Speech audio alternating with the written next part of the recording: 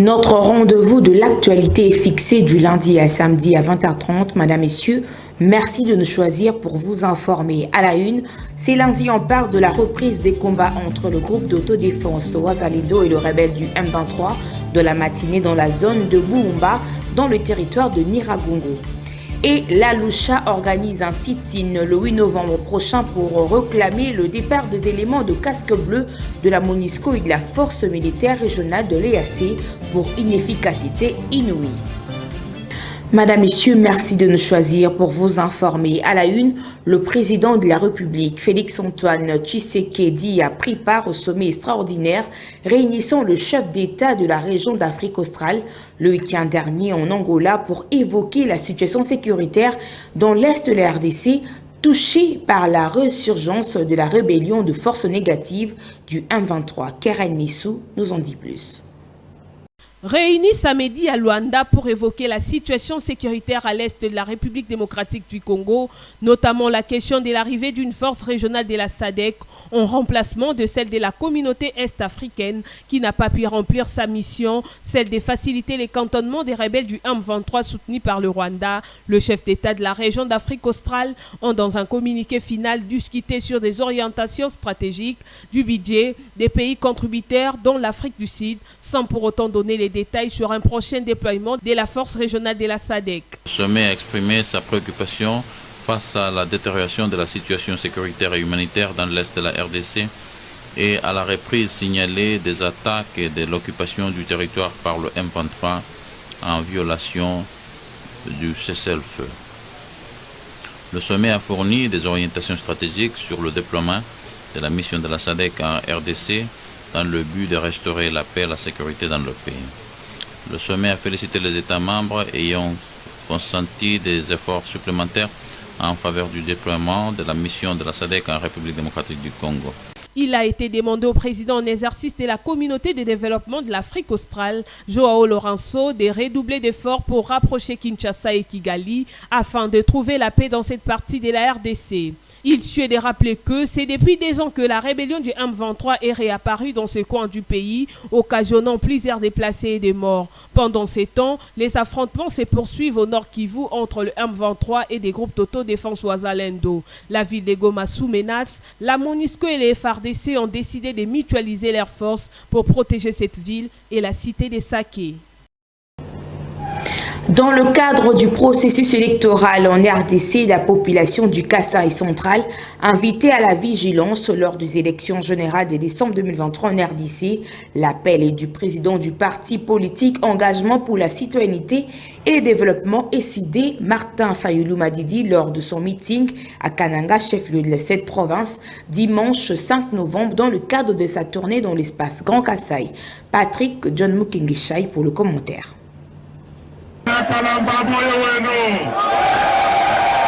Dans son meeting populaire tenu sur place à Kananga, chef-lieu de la province du Kasaï central, le candidat à la présidentielle de 2023 a exhorté la population kanangaise à la vigilance lors des élections générales de décembre 2023. Martin Fayulu Madidi a indiqué que personne ne vienne vous forcer de voter qui que ce soit si ce n'est pas votre volonté. Vous avez voté en 2018 et aujourd'hui, rien n'est encore fait. À qui la faute? A-t-il posé la question au cours de ce même meeting? Sur place, quelques habitants de la ville de Kananga ont présenté le problème auquel ils sont confrontés, qui se résume à l'absence de routes, de l'eau, l'électricité, d'emplois et tant d'autres. Notez que le président de l'ECD a échangé également avec les différents notables de la ville de Kananga qui lui ont soumis différentes recommandations. D'un dossier à un autre, de père et de mère, quel avenir pour la RDC? C'est le titre du livre du professeur Noël Tiani, dont le vernissage est intervenu le week-end dernier dans la capitale. Sa sortie officielle était annoncée par son auteur depuis plusieurs mois, mais sa publication intervient 5 jours après la validation de candidature de l'élection présidentielle prévue au mois de décembre de l'année en cours. Nous voulons que notre pays soit géré par nous, au profit de nous. Si nous commettons des erreurs, comme cela a été le cas pendant les 63 dernières années, c'est notre affaire, c'est toujours notre Congo. Nous allons corriger ces erreurs-là pour que nous puissions aligner les meilleurs d'entre nous pour que ces meilleurs-là gèrent le pays au profit de tous. C'est ça l'idée derrière la souveraineté nationale. Alors, qu'est-ce qui est arrivé depuis 1960 jusqu'à 1994? Il y a eu succession de régimes politiques, des étrangers qui ont vu très loin, en regardant la constitution de la RDC, en se disant « Ah, pour être Congolais d'origine ici, il suffit d'avoir un seul parent congolais, un autre parent étranger, et l'enfant qui va naître, on va dire qu'il est Congolais d'origine. » Et la constitution donc dit que cet enfant-là, il est éligible pour tout. Il peut occuper toutes les fonctions, y inclut être président de la République. Moi, j'ai analysé cette disposition. Je me suis dit qu'il y a un danger quelque part. C'est que certains enfants stratégiques, planifiés à partir de l'extérieur, dès qu'ils arrivent à l'âge de 30 ans, ils se présentent aux élections présidentielles avec l'appui de ces pays extérieurs, de ces puissances extérieures. Ils gagnent la présidence de la République, ils deviennent les maîtres du terrain. Et en ce moment-là, ils mettent la souveraineté nationale à mal. Pourquoi? Parce qu'ils seront dans une situation de conflit d'intérêts, de décider entre les intérêts de la RDC ou les intérêts de l'un des pays de l'un de leurs parents. Par conséquent, ces fonctions-là sont très sensibles. Nous avons fait une étude comparative des différents pays, en Afrique, en Asie, en Europe, pour déterminer où est-ce qu'on applique la clause des pères et des mères. Et nous avons trouvé que cette clause-là, elle est appliquée pratiquement partout. Dans le livre, nous donnons la liste des pays qui appliquent cette clause-là. Dans le registre de la sécurité, on parle de la reprise de combat entre le groupe d'autodéfense Wazalendo et le rebelle du M23 dans la matinée de ce lundi 6 novembre dans la zone de Boumba, dans le territoire de Nyiragongo. L'armée congolaise dit continuer à respecter le cessez-le-feu. Le force négatif du M23 et le RDF réoccupent certaines localités, une situation qui occasionne la fuite de quelques populations. Regardez. Des détonations d'armes lourdes et légères entendues dans la matinée de ce lundi dans les régions de Kibumba et Buyumba, précisément dans une savane où on fait paître les troupeaux. Un événement qui a provoqué une panique au sein de la population vivant à une vingtaine de kilomètres de Goma dans les territoires de Nyiragongo. Il s'agit d'un affrontement entre le groupe d'autodéfense Wazalendo et les rebelles du M23. Constat fait, des voyageurs sont bloqués sur la route Goma-Rutshuru de part et d'autre de la zone où se déroulent des combats.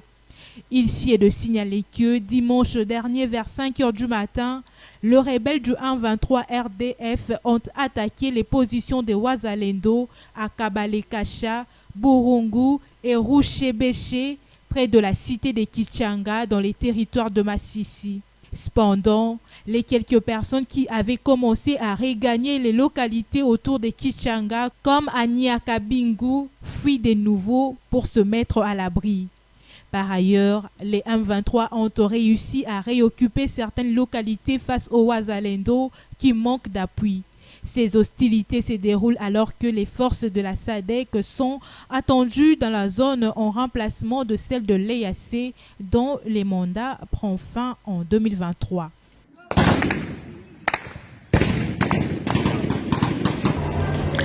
Dans le même ordre d'idées, retenez que le FARDC et le casque bleu de l'ONU ont décidé de mutualiser leurs forces pour empêcher la conquête de la ville de Goma et de la cité de Saké dans une opération appelée Springbok.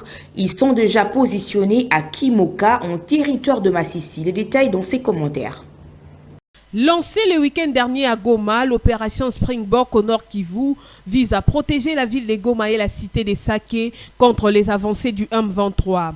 C'est ce que la MONUSCO et les forces armées de la République démocratique du Congo ont décidé en établissant une ligne de défense solide devant ces deux entités. C'est lundi, le commandant de la force onisienne et un officier de l'armée congolaise ont effectué une visite d'inspection sur la base de la MONUSCO à Kimoka, près des Saké, où le général Octavio Rodriguez de Miranda, commandant de la mission de l'Organisation des Nations Unies pour la stabilisation en RDC, a affirmé que les casques bleus sont prêts à verser leur sang pour protéger les populations civiles.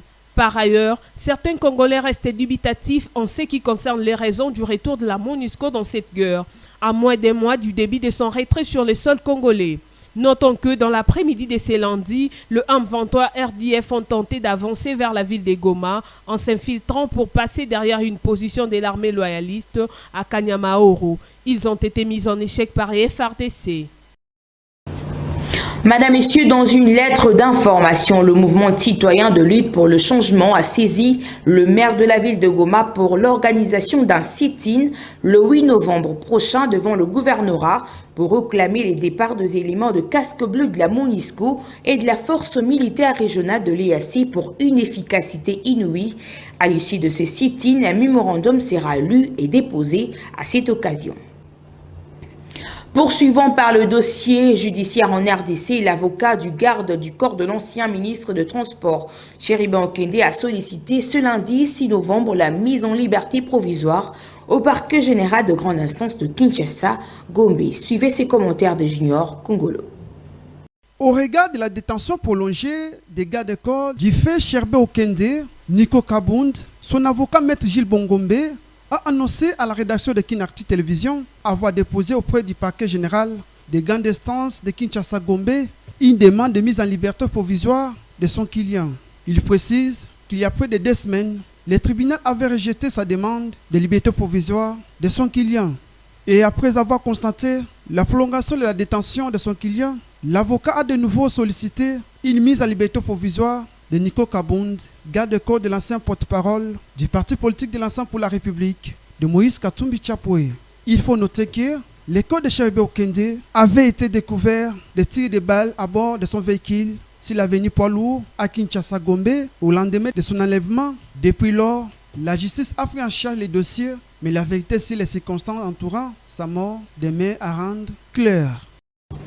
Et au niveau de l'enseignement supérieur et universitaire à Kinshasa, après l'évacuation des étudiants dans le zone de l'université de Kinshasa et sa réhabilitation, le comité de gestion de cet établissement public a informé la communauté estudiantine sur les conditions de relogement dans ces appartements réhabilités.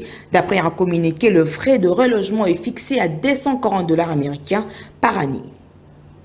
Les étudiants de l'université de Kinshasa dénoncent la majoration de prix du logement après l'évacuation des étudiants des hommes de cet établissement étatique.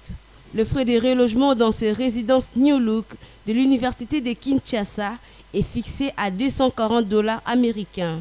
En effet, le président de la République, Félix Antoine Tshisekedi Tshilombo, s'était rendu visiter les conditions de vivre de ces étudiants, mais aussi se rendre compte des dégâts causés par les troubles du 6 et 7 janvier 2020. Notons que le chef de l'État a constaté combien les conditions étaient inacceptables et crasseuses. De ces faits, il a rejoint le gouvernement pour la réhabilitation de ces résidences estudiantines. Notons par ailleurs que les délais prévus pour le relogement étaient des années après les travaux de rénovation. Par contre, dans un communiqué publié le vendredi 3 octobre dernier par les comités de gestion de l'université de Kinshasa, informant la communauté estudiantine les conditions du relogement de ces hommes qui ont été réhabilités par les gouvernements. Signalons que les étudiants dénoncent cette majoration de prix du relogement qui, d'après ces dits communiqués, le frais de relogement dans ces hommes rénovés sont fixés à 240 $ pour une année de logement. Pour rappel, les étudiants résidents dont les hommes ont été priés de libérer le lieu à la suite des incidents qui avaient entraîné la mort d'un policier après les échauffourées du 6 au 7 janvier 2020 entre les étudiants et le policier. Cependant, le ministère de l'Enseignement supérieur et universitaire avait suspendu toutes les activités au sein du campus. Changeons de chapitre, cette fois-ci, l'agence Rehoboth Prod a procédé à la présentation de 28 candidatures retenues pour la compétition Miss Talent Kinshasa 2028 le week-end dernier en conférence de presse à l'espace Reine de Paix dans la commune de la Gombe. Espoir Kinanvidi et Merveille Agoloa étaient sur place pour le reportage. Face aux chevaliers de la presse, Israël Mwanza, Romero Ngwengo, respectivement, coordonnateur et administrateur général de l'agence Rehoboth Pro, ont dévoilé le gigantesque projet de la Miss Talent Kinshasa 2023. Une compétition qui facilite à la jeune fille de découvrir son talent et de le promouvoir dans la société auquel se trouve. L'encadrement de la jeune fille, sa formation dans les divers domaines avant de le placer dans le marché d'emploi est le but que poursuit l'agence Rehoboth exploité par l'administrateur général. Et pour sa part, le coordonnateur de cette structure a présenté le programme de la compétition, son apport aux côtés des autres initiatives similaires à Miss Talent Kinshasa 2023. Dans cette compétition, nous allons permettre à la jeune fille de connaître d'abord son talent et lui aider de promouvoir ses talents. Il y a d'autres filles qui sont ici présentes, elles ne sont pas au courant ou informées de son talent. Elle a un talent bien sûr, mais ses talents ne sont pas encore mis en exercice parce qu'elle est ignorante. Les candidates ont désormais leur numéro après le tirage au sort pour faciliter le vote et se dit satisfait d'être retenu parmi tant d'autres. C'est un honneur pour moi de participer dans les tels concours. J'ai vraiment besoin d'arriver jusqu'à la fin. Je n'ai pas besoin de m'arrêter jusqu'à ici, d'arriver vraiment jusqu'à la fin à la compétition. Surtout, j'aurai besoin de soutien. Que les gens me soutiennent pour atteindre mon objectif, surtout à la compétition. Notons que sur un ensemble de 60 recrues, 28 seulement sont retenus suivant les critères mis en place par le jury. Et la première soirée est prévue en date du 23 novembre prochain à 18h à Kinshasa et la grande finale aura lieu au mois de décembre de l'année en cours. Ouvrant le registre sportif avec l'interview accordée au manager du tout-puissant Mazembe, au cours de laquelle il confirme la réception de matériel de la CAF après plusieurs mois à l'aéroport de Loano, malgré son élimination au Super League africain en quart de finale face à l'Espérance sportif de Tunis. Le tout-puissant Mazembe annonce avoir récupéré tous les colis de matériel qui étaient bloqués à l'aéroport de la Loano, car les responsables de la garde républicaine nous ont appelés ce midi de dimanche pour nous demander d'aller récupérer nos colis, ayant reçu l'autorisation de leur hiérarchie de libérer ce qui était encore retenu à l'aéroport de la Loano. Nous profitons de cette occasion pour remercier tous ceux qui ont contribué à ce que cette situation soit décantée. C'est le cas du ministre des Sports, M. François-Claude Kaboulou-Mwana-Kaboulou, qui s'est personnellement impliqué. Nous lui en sommes vraiment reconnaissants. Et nous remercions aussi les responsables de la garde républicaine pour la compréhension du cri d'alarme que nous avons lancé afin de recouvrer nos droits. La presse qui nous a aidés aussi à étendre ces cris pour que cela arrive aux oreilles des concernés doit trouver aussi nos remerciements à travers ce message.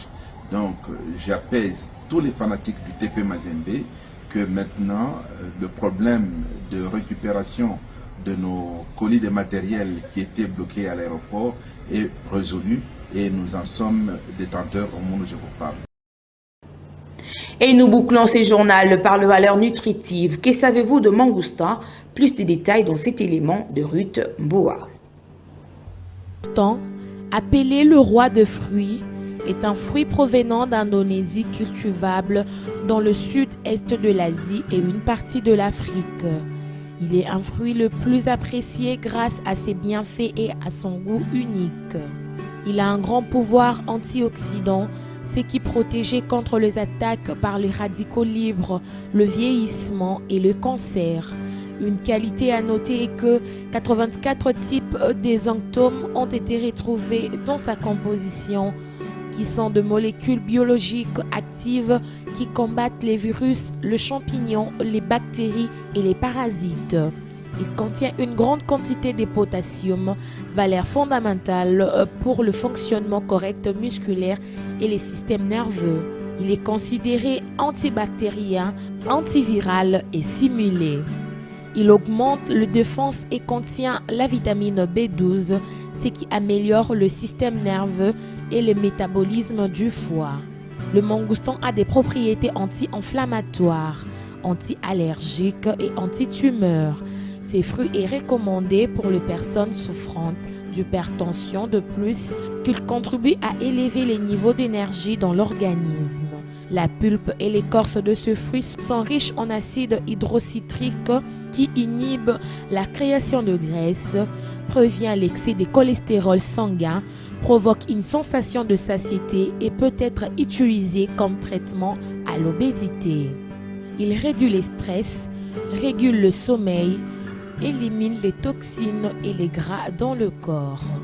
Le mangoustan, grâce à sa consistance et à son goût sucré, il est parfait pour les enfants, les jeunes, les adultes, les sportives, les femmes enceintes ou les personnes âgées. Voilà, nous arrivons déjà à la fin de cette session d'information sur nos antennes. Si vous venez à peine de nous rejoindre, suivez le rappel de titre. C'est lundi, on parle de la reprise des combats entre le groupe d'autodéfense Wazalendo et le rebelle du M23 de la matinée dans la zone de Bououmba, dans le territoire de Niragongo. Et la Lucha organise un sit-in le 8 novembre prochain pour réclamer le départ des éléments de casque bleu de la MONUSCO et de la force militaire régionale de l'EAC pour une efficacité inouïe. Madame, Messieurs, l'esprit solidaire de la rédaction et de la technique a conduit à la réalisation de ce travail de titan. Merci à la fidélité réservée. Je suis Déborah Kabinyanga. Merci de nous avoir suivis. Je vous retrouve demain avec la même ferveur. Au revoir.